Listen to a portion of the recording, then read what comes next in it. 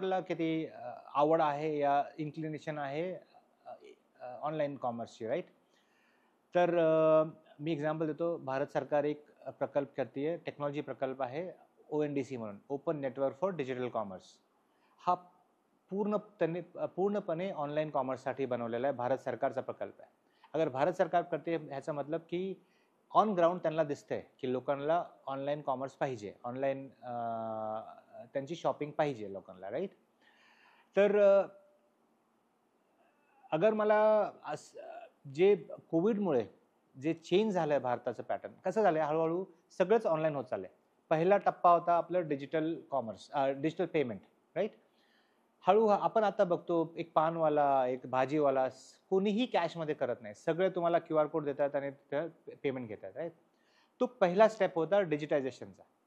हळूहळू आता तोच भाजीवाला या तोच शेजारचा दुकानवाला मला म्हणतो, तुम्ही घरी बसा, मला फोन करा, व्हॉट्सॲप करा, नाहीतर कुठेतरी त्यांची अगर वेबसाईट असेल तर वेबसाईटमध्ये ऑर्डर टाका, मी तुम्हाला घरी डिलिव्हरी करतो. आणि बहुतेक लोक जे पहिलं म्हणायचे, यार, मी माझ्या आईवडिलांचा एक्झाम्पल देतो. माझे आईवडील म्हणतात मी शॉपमध्ये जाऊन खरेदी करायचा इच्छुक आहे, राईट? पण आता त्यांनाही इतकी कन्व्हिनियन्स वाटायला लागली की मी 1 तास जाऊन मार्केटमध्ये जाऊन भाजी का घेऊ, त्याच्याऐवजी फोन केला या व्हॉट्सॲप केला तर तो घरी आणून देतोय भाजी, राईट? ते एक तर असं ऑनलाईन आहे, ते ॲप सोडून द्या, वेबसाईट सोडून द्या, पण एक जेव्हा तुम्ही कोणत्या डिजिटल माध्यमाने, तो फोन असू शकतो, व्हॉट्सॲप असू शकतो, वेबसाईट असू शकतो, जेव्हा तुम्ही त्यांना ऑर्डर देताय आणि ते तुम्हाला घरी आणून देत, तो झाला ई-कॉमर्स, राईट? तर भारतामध्ये आता हे सर्वकडे पसरत चाललं आणि सगळे कंझ्युमर ह्याचे हॅबिच्युअल होत जातात. आता गावोगावी लोक फ्लिपकार्टने ऑर्डर करतात, राईट? तर हे तर झालं. दुसरा प्रश्न होता की D2C किती इम्पॉर्टंट आहे, डायरेक्ट टू कंझ्युमर किती इम्पॉर्टंट आहे. माझे बरेचसे मित्र आहेत जे D2C ब्रँड चालवतात. मी जेव्हा त्यांच्याशी बोलतो की यार तुम्ही ॲमेझॉनवरही विकताय, पण तुम्ही तुमची स्वतःची वेबसाईट का ठेवताय आणि त्याच्यावरती ऑर्डर का घेता? ॲमेझॉन तुमची लॉजिस्टिक घेते, सगळं मॅनेज करतोय, राईट? त्यांचं एकच आन्सर आहे. जितक्यांशी मी बोललो की जेव्हा मी स्वतः विकतो माझा मार्जिन वाढतो, माझी इन्कम वाढते, राईट? असं नाही की ॲमेझॉन या दुसरे ई-कॉमर्स प्लॅटफॉर्म ते वाईट आहेत या चुकीचे आहेत, ते त्यांना त्यांचे कॉस्ट काढायचे, राईट?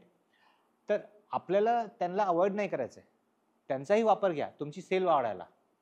पण एकदा तुम्ही सेल करताय आणि तुमचा थोडासा ब्रँड होतोय तर डायरेक्ट टू कंझ्युमरमध्ये 2 गोष्टी होतात. पहिली गोष्ट तुमची इन्कम वाढते, मार्जिन वाढतात, प्रॉफिट वाढतं, आणि दुसरं तुमचा ब्रँड बनतोय.